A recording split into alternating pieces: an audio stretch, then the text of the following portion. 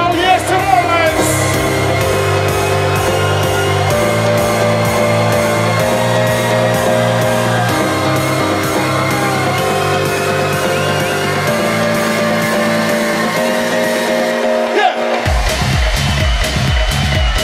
Yeah, I mean, it's fantastic to be back as once again.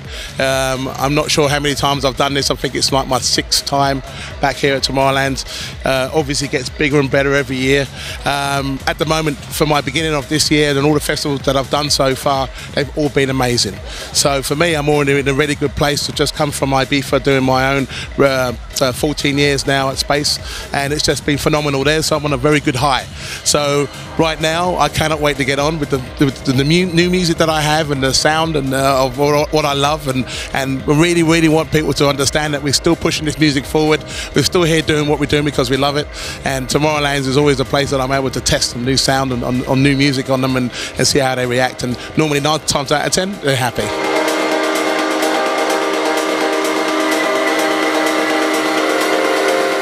It's been massive, you know. I mean, Ibiza over the years has had its ups and downs, and by how people feel about it.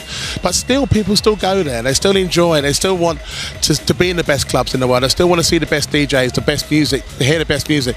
And it's the island itself. You know, it's a beautiful place. It could be party central, or it could be the most tranquil, beautiful, you know, sunsets and sunrises on your own, you know, or with a few friends with a drum circle.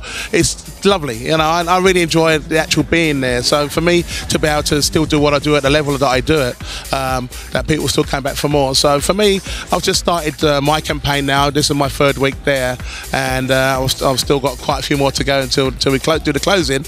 But of course, Ibiza is not the only place.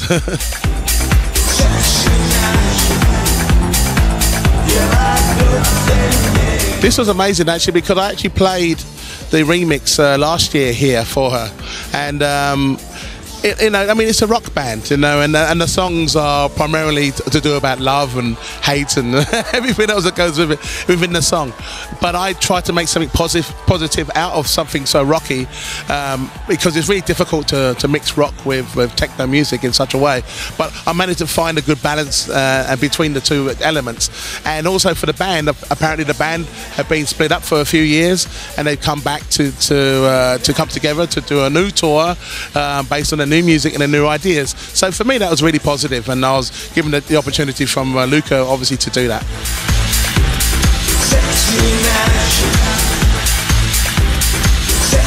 To be honest, one of my idols, someone that I looked up to more than anyone, is the late Frankie Knuckles. You know, when he started playing music, it was very humbling for him. He wanted to just share the love of music.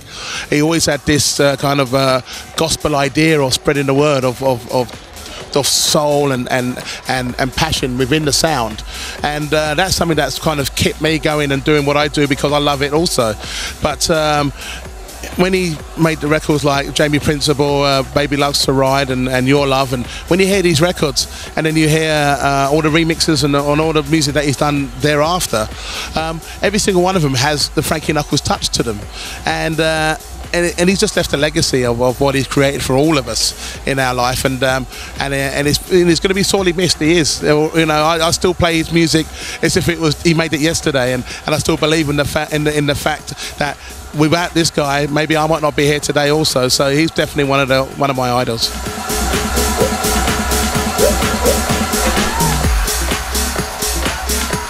I found maybe about 8 years ago or 7 years ago that we were kind of dancing to music that was basically pushed by humans. You know, where without the humans, the technology doesn't work. You know, the technology can't work on its own. It has to have someone behind it. But nobody was connecting with the crowd, I felt. I just felt that DJs were just playing the music, walking away, next DJ playing the music, walking away. And no one was addressing anybody, the people, the ones that matter. So I just got onto the mic and I just said, you know, you having a good time? People were like, yeah, you know. And I said, yeah. And I said, oh yes, and then boom, and I played the record. So I just found if I said, oh yes, at the right time before the drop of the record, it all made sense. So it's all to do with timing. When I say, I don't just say it just because. I say it because I feel that at that particular moment in time, for someone to talk to the crowd, to actually connect with them, means that I care about the people that are in front of me. And if I just go, COX is right in front of you. Oh yes, he wants woo, and then boom, and it just works really well. And I've found that if I don't say oh yes now, people think that I'll get upset if something wrong. And I'm like, no, there's nothing wrong. I'm working quite hard at the moment. But then I'll pick the mic up and I look around and I go, okay, oh yes, and then woo, and everyone's happy. It's one of those things that I fell into. It wasn't something that I programmed, or I felt that I needed a catchphrase or any way, shape or form. But I just found people found it endearing. You know, I'm never been a real serious DJ. I've never been just truly underground, or I've never really been someone that's selfish in my music or my sound. I've always wanted to share my music and the love of music to everybody, no matter if it's drum and bass, whether it's dubstep, whether it's jazz or funk or soul, or hard techno. In the end, it's all music that basically, if I put it in the right context in the right way, and then that's me giving you what I believe in. And if I connect with you on the microphone also as a human being, and then I look at you and I say oh yes, it means because I'm enjoying myself, and that's the end of it, you know. So that's how it came about. Oh yes.